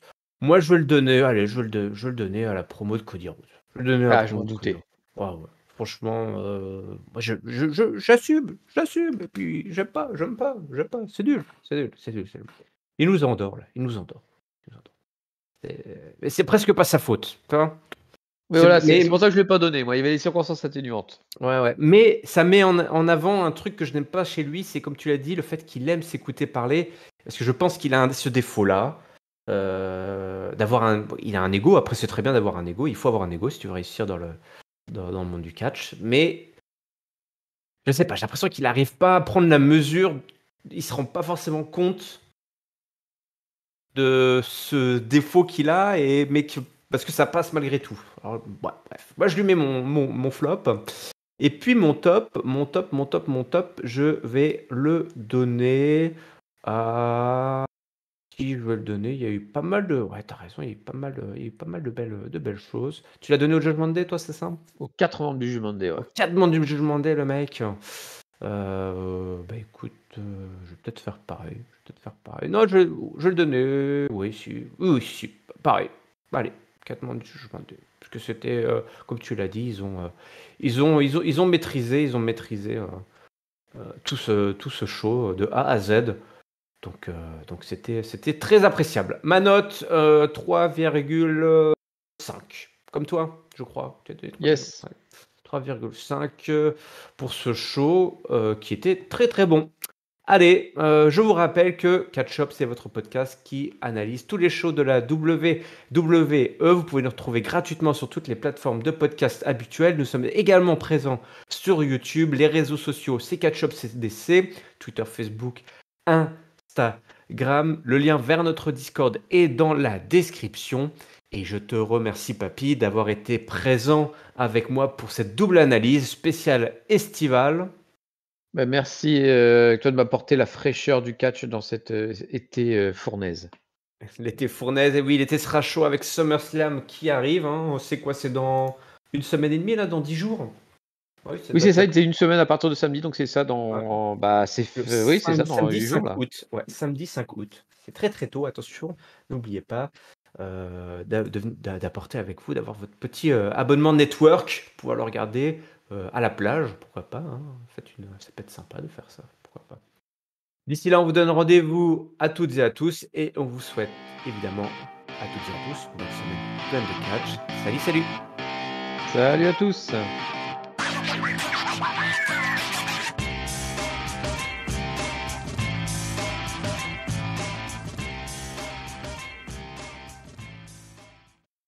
Vamos a la playa, señor Money in the Bank.